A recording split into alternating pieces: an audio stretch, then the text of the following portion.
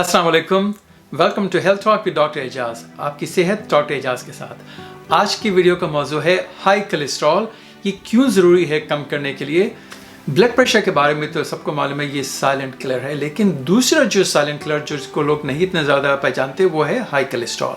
और जब आप कोलेस्ट्रॉल टेस्ट कराएं, जब रिजल्ट आता है उसका, तो उसको कैसे उसका मतलब समझें कि बैड कोलेस्ट्रॉल क्या है और अच्छी कोलेस्ट्रॉल कौन सी है, और इसकी जो नंबर्स हैं उसका क्या मतलब है, और ये क्यों ज़रूरी है इसको कम करने के लिए, इसके नुकसान क्या हैं, कौन सी डाइट है जो कि कोलेस्ट्रॉल कम कर सकती, कुछ बढ़ा सकती है, और कौन सी सवाल करना चाहिए आपको डॉक्टर से, और इसके अंदर मिसकंसेप्शंस कौन सी हैं। तो ये वीडियो में आज के हम बात करेंगे। और दूसरा, क्योंकि ये बहुत ही लंबा टॉपिक है, तो हम इसकी ये 2 पार्ट सीरीज़ करेंगे। और दूसरी वीडियो में का जो फोकस होगा वो ये कि इसको कम कैसे की जाए, चाहे वो हम डाइट से कम करें या जो डाइटरी सप्लीमेंट्स हैं, चाहे वो कलौंजी हो या हल्दी हो, और भी जितनी चीज़ें, गार्लिक है, जिंजर है, और मेडिकेशंस, तो वो होगा टॉपिक हमारा दूसरी वीडियो का। और अगर आपको प्रोग्राम पसंद आए तो सब्सक्राइब का बटन ज़रूर हिट करें और साथ में बेल आइकॉन को भी, ताकि जैसे नई वीडियो अपलोड हो आप तक फ़ौरन पहुंच जाए। तो पहला सवाल है कि कोलेस्ट्रॉल है क्या और ये क्यों ज़रूरी है इसको कम करना। कोलेस्ट्रॉल जो है एक नॉर्मल बॉडी में सब्सटेंस होता है, और वो जो सेल के जो फंक्शंस हैं उनके लिए ज़रूरी होता है, लेकिन जब वो ज़्यादा हो जाए तो बहुत ख़राबी भी हो सकती है।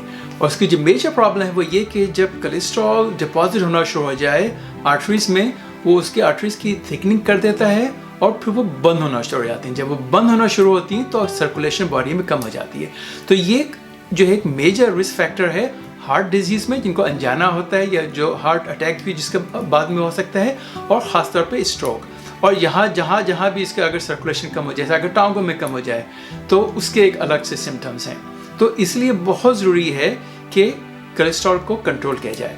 तो देखें, नंबर 1 कॉज जो है डेथ का वो है हार्ट डिजीज़, हार्ट अटैक्स।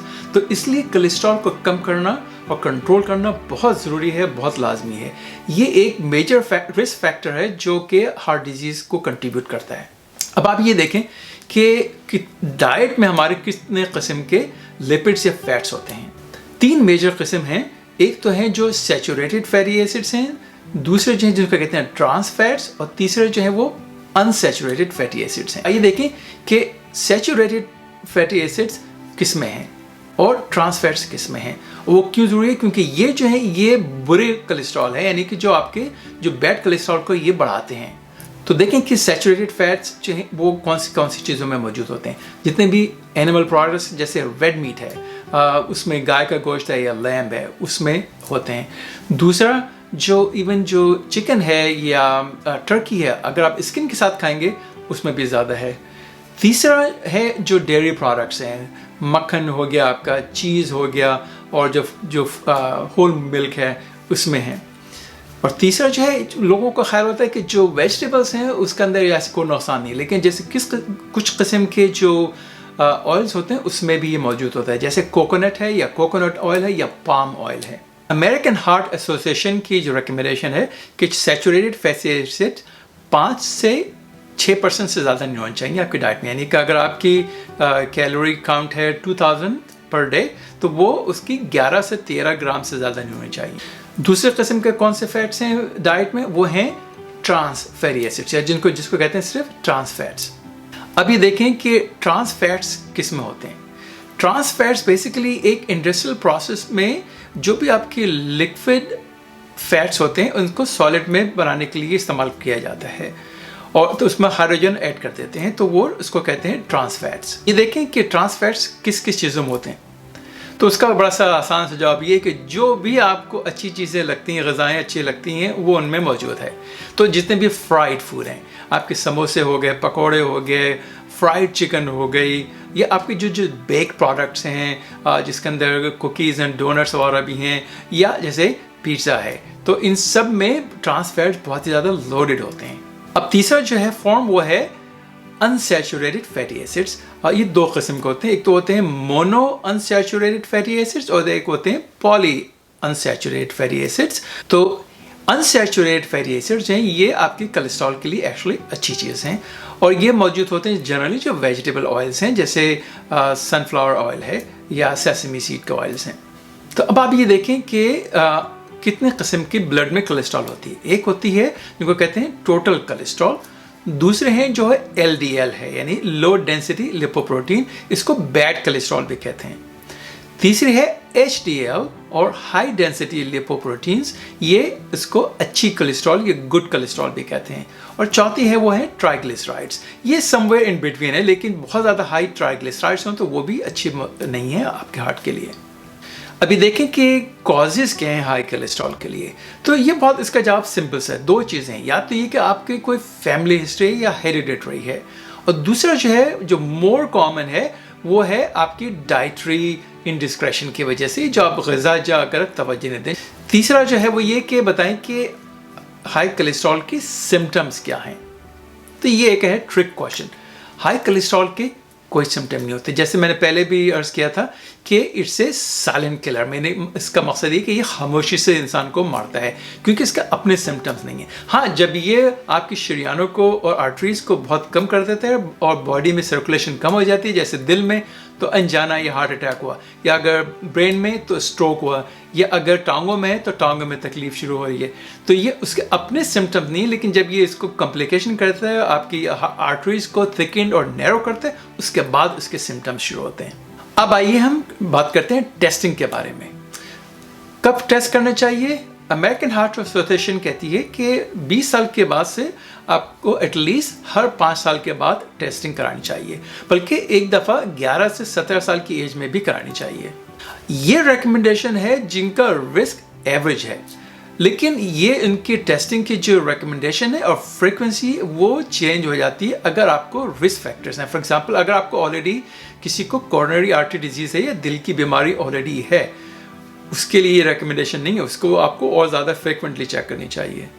या अगर आपको और रिस्क फैक्टर्स हैं, अगर आप स्मोकर हैं, या आपका हाई ब्लड प्रेशर, आप अगर ओवरवेट हैं, आपकी ग़िज़ा बहुत ही अनहेल्थी है, या अगर आप ऑलरेडी मेडिकेशंस ले रहे हैं कोलेस्ट्रॉल के लिए, और अगर आपको ऑलरेडी हाई कोलेस्ट्रॉल मालूम है, तो वो उसकी भी फ्रिक्वेंसी 5 साल से डेफिनेटली ज़्यादा होना चाहिए। या अगर जैसे मर्द हैं ओवर 45 ईयर्स ऑफ एज, या जो ख़वातीन हैं 55 ईयर्स की या उससे ऊपर। अब आप ये देखें कि जब टेस्ट रिज़ल्ट आ गया तो उसको आप इंटरप्रेट कैसे करें, उसका मतलब क्या होता है। तो आपको जो टेस्टिंग के रिजल्ट आएगा वो टोटल कोलेस्ट्रॉल, LDL, HDL और ट्राइग्लिसराइड के बारे में।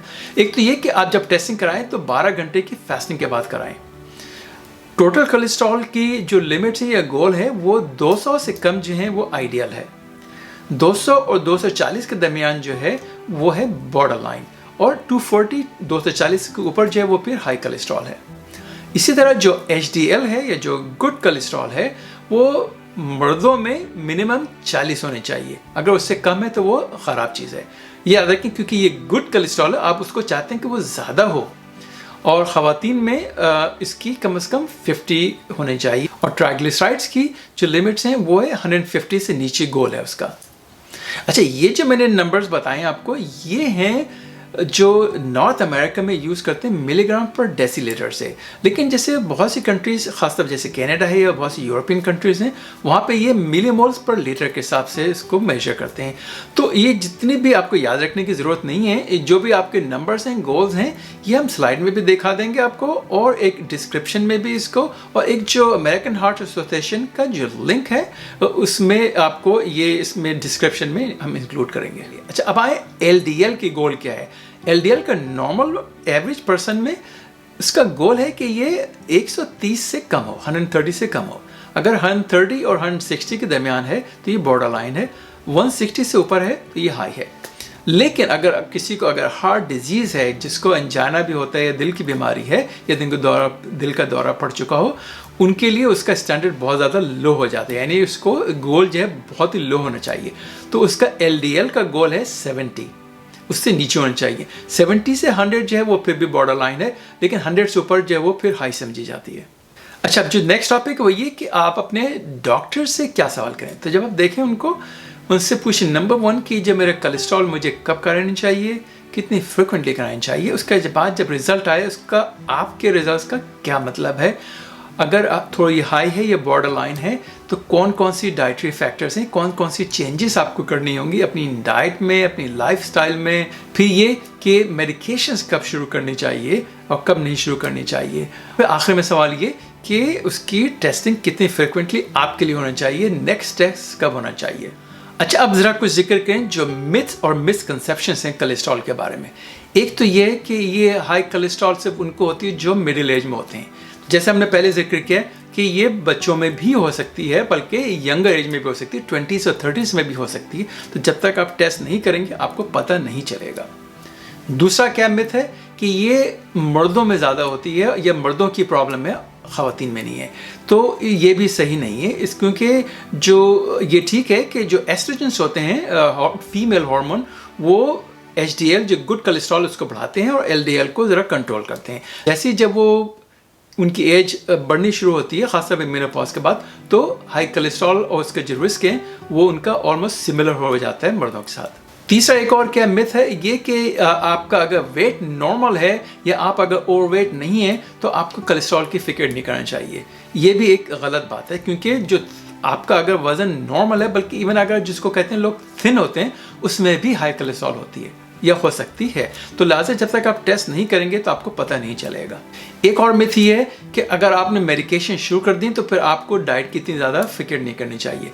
ये भी गलत बात है, इसलिए कि सबसे पहला जो आपको कंट्रोल करने का तरीका है वो ये कि अपनी डाइट और जो आपकी जो लाइफ स्टाइल जिसको कहते हैं उसको सही करने का है। तो आप अगर आपकी मेडिकेशन आपने शुरू कर भी दी है तो ज़रूर उसको अपने जो आपके जो लाइफ स्टाइल के चेंजेस हैं और जो डाइट के चेंजेस हैं वो बरकरार रखना बहुत ज़रूरी है। और आखिरी जो मिसकंसेप्शन है वो ये कि अगर आपने फूड लेवल देखा वो कहता है कि नो कोलेस्ट्रॉल, इसका मकसद है कि इसके अंदर कोई कोलेस्ट्रॉल नहीं है या आपकी कोलेस्ट्रॉल के लिए वो अच्छी चीज़ है।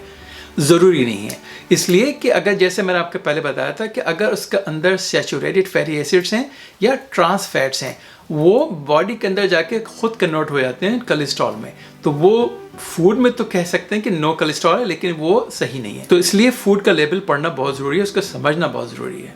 तो चले, आज का जो टॉपिक था वो हमने कवर किया, जो जनरल टॉपिक्स थे कोलेस्ट्रॉल के बारे में। लेकिन अब जो नेक्स्ट सवाल है वो ये कि इसको कम कैसे करें, वो हमारा टॉपिक होगा अगली वीडियो का। उसमें हम तफसील से जिक्र करेंगे कि कौन कौन सी डाइटरी फैक्टर्स हैं, किस किस को आपको जो 1 बाय 1 हम लेंगे कि कौन कौन सी चीज़ें हैं जो आपके कोलेस्ट्रॉल को कम कर सकती हैं। और उसमें डाइटरी सप्लीमेंट्स हैं या अगर जो नेचुरल रेमेडीज़ हैं, कलौंजी है, हल्दी है, गार्लिक है, ये इसका कोलेस्ट्रॉल पे क्या इफेक्ट है और मेडिकेशंस क्या है और कब मेडिकेशन शुरू करनी चाहिए। तो ये हम जिक्र करेंगे अगली वीडियो में। तो अगली वीडियो तक डॉक्टर एजाज को इजाज़त दीजिए। खुदा हाफिज़।